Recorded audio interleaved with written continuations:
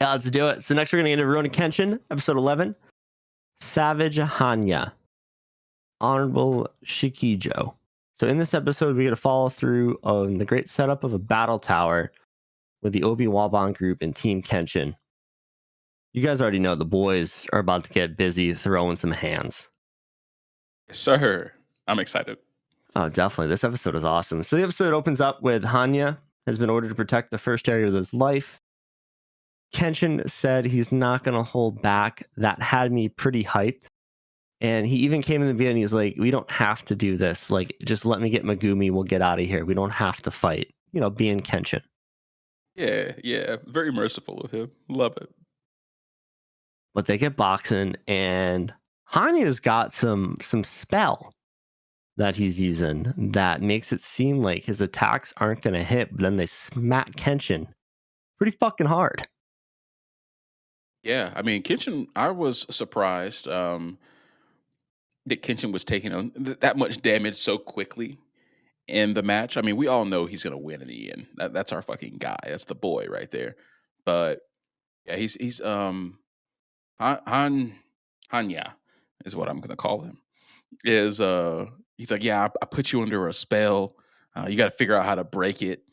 And it comes to find out, Kenshin takes the Shigan stance, and it's like a very basic sword stance that even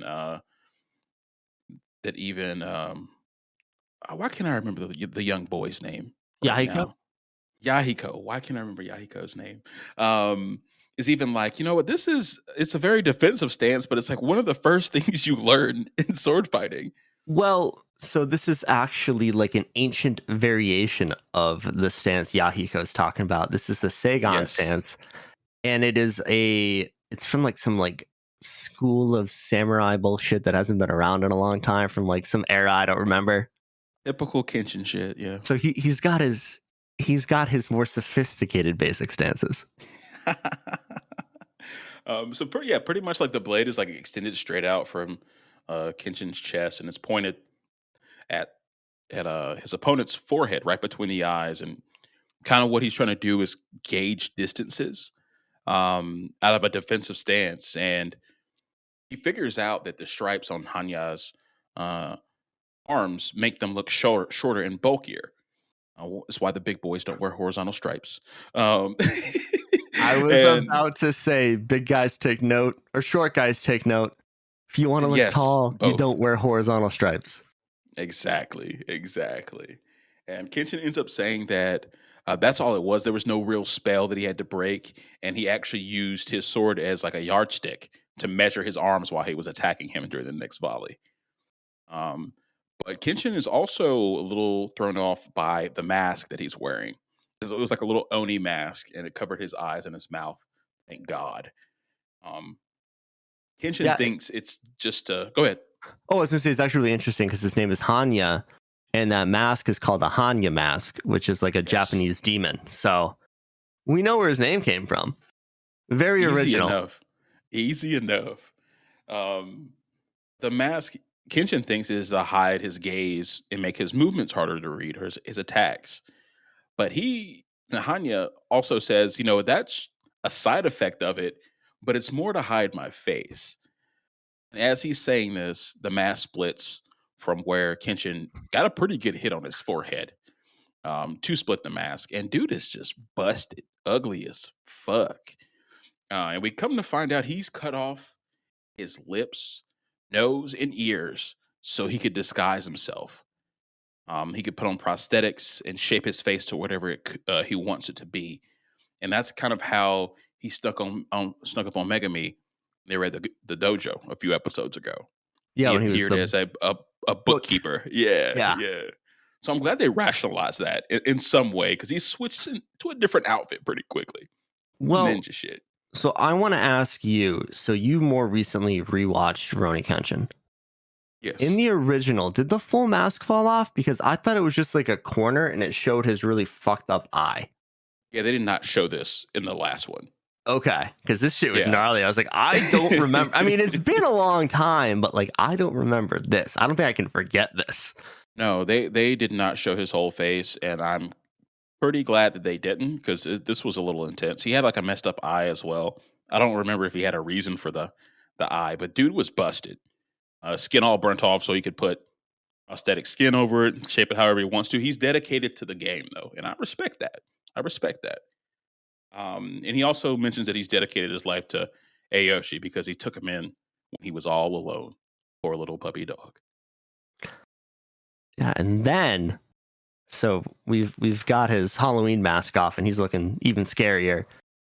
And homie decides to pull a page out of the Marvel series Wolverine, and he's got the full blown fucking Wolverine claws going on.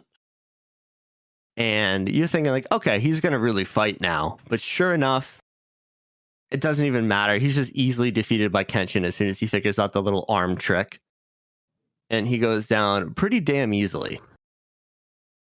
The Wolverine claws were fucking tight though. They were, dude. I was hoping to get a little more action with those. But like Kenshin catches his blade between them and shatters them, and it's game over. Yes. It was a pretty low diff fight. And I've kind of noticed this um with this remake. Yeah, I think they're fitting 2 episodes into one for pacing's sake, which is good. I do wish they would take more time with the fights and draw them out a little bit longer. Yeah, but then you remember how they drew them out a little longer in the original, and I'm kind of okay with it because how they did it in the original, it was a bunch of like I don't want to say Reaction like shots. yeah, they were like reaction shots mid fight where you'd see like him coming of the slash, and then it would go to the other guy and you see him coming of the slash, but it'd be like actiony looking, but nothing actually happened. And Right. I I mean, but I thought that's where they would improve that part of it because it's 2023. You know what I'm saying? So it's that is missing and it's good. I thought they were going to add more actual action in those spots. So it kind of is what it is, but a minor gripe for this remake for me. yeah, I think like they did with the last big fight, they'll bring it out heavy for the big fights, which I think we're getting next episode. So, I want the fight to go like 10 minutes. Give me 10 minutes. dude, 10 minutes with Aoshi be fucking sick. That's what I'm saying, bro. We deserve it. We deserve it. We've been patient. But before we get to the next episode, so Takeda, the scumbag businessman, he's trying to get to the room Megumi, and he comes up, and he's a fucking scumbag, dude. He's like, I can come out, we can run away together, and you can make medicine. You can atone for your sins by being a good person and healing people. I'll find a way to make money off it. It's all good. Like some Yeah. serious fuckboy shit. I mean, and like he was lying. Like you can't he can't turn down that heroin money, No, opium money, profits. Unless you're a pharmacy company in the United States, the profits are not going to be as good. you had to throw that one in Um, there, huh? I mean, come on, bro. We get gouged. You know that. um, I think I've attacked big pharma at least 4 times on this show so far, and I won't stop. But yeah, Takeda is lying through his teeth, and we all know this. But Megami stays strong. Even though he's saying we can help people now and try to atone for our sins, but Megami knows like she can't make up for everything she's done. They can't undo all the wrong that they've caused, and refuses him. Thank God. And she comes in once again with that cold ass line, I'll see you in hell. Like, I was like, yes, girl, get it. She's fucking awesome, bro. But going back, so back to the main squad, we're coming up on yet another member of the Oniwaban group in Shikijo, who is, they call the main guard. So in this situation, this is a burly looking, big, muscular man with a lot of scars on his body. He has been through some shit. And Yeah, his weapon of choice is a little interesting for what you would think of in a samurai anime. He's got the old ball and chain, and by ball and chain, I mean boulder and chain. yeah. This is like some. I think we've seen this in One Piece. In Water 7, they had like those court guards. Not Water 7, Innie's Lobby. They had those guards with the balls. We didn't see a lot of them, but I just rewatched Innie's Lobby and Water 7, and they were talking those around. So it was pretty cool to see them used again here because you don't get to see that a lot. And I also like that they mentioned that Shikojo is like the main guard because Hanya is more of like an assassin and intelligence gatherer. So they got Beefy Boy guarding the main area. And we also get to see that Kenshin and Yahiko move on and let Sano fight them. They figured it's going to be a good matchup, strength on strength. And I thought that was a good idea as well. Probably not much time to go save Megami. Oh, definitely. And like you said, this is the perfect matchup for Sano. So it does lead to a really fun fight, and we get to learn what makes Kenshin so much different than the members of the Obi-Wan Bond group. So Sano's getting pretty beat up in this fight. I mean, this man is huge. Headbutts the shit out of him. He's like, your brain should be fucking mush at this point. Really puts the headbutt on him. And Sano, being one of the hard-headedest people mentally and physically I've ever seen in a show, Fair. takes it like a champ. And basically they get into kind of a fight of ideals. And it actually goes a little bit into Shikijo's backstory, kind of like how we did with Hanya. You know, we're getting a little backstory about the Obi-Wan Bond group. And he actually comes out and says he was once an Imperialist. So fighting on the other side, he was a ninja for the same group that Kenshin was a part of, and got absolutely bodied by Aoshi when he was like 10. And Aoshi's like, you know what? You're too strong to kill.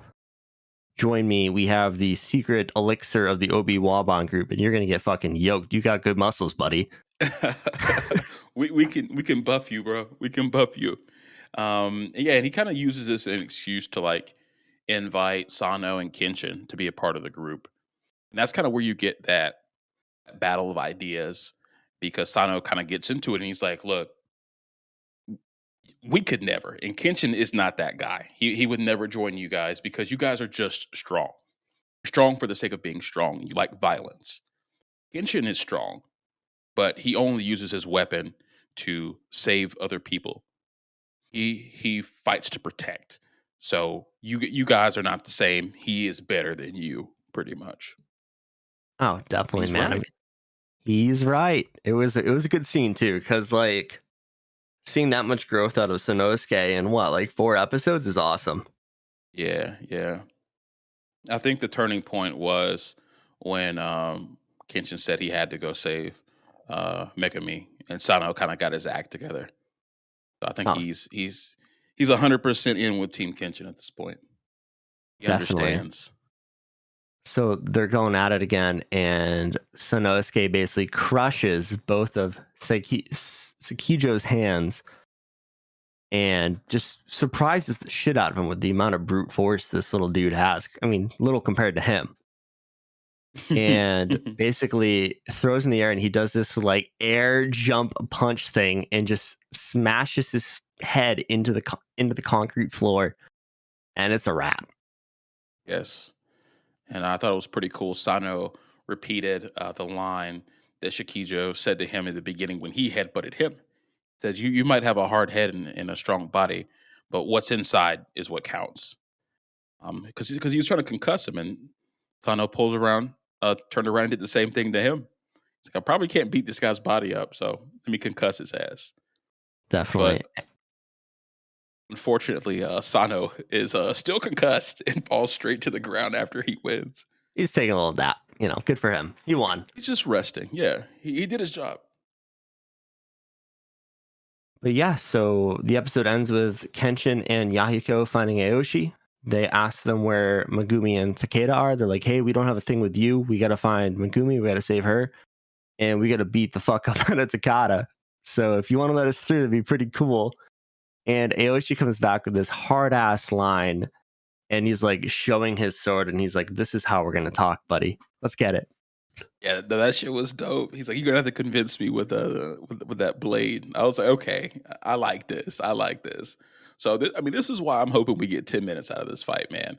I think this being like the lead, the climax battle of this arc needs about 10 minutes. I think we got the time for it. I'll be cool with it. That'd be great. Yeah, yeah. This fight Uh, had to last longer than an episode, right? I don't remember I don't if it remember lasted. either. It was a long fight. They're gonna talk a lot as well if they follow the old one, but they should. There's a lot they need to talk about. But did you like the episode? Yeah, it was great. I'm really, like I said, I think I'm more excited for next week after watching than anything else, you know? It was I think Sano really just being a man was fucking awesome. Yeah, so hard boiled. So hard boiled.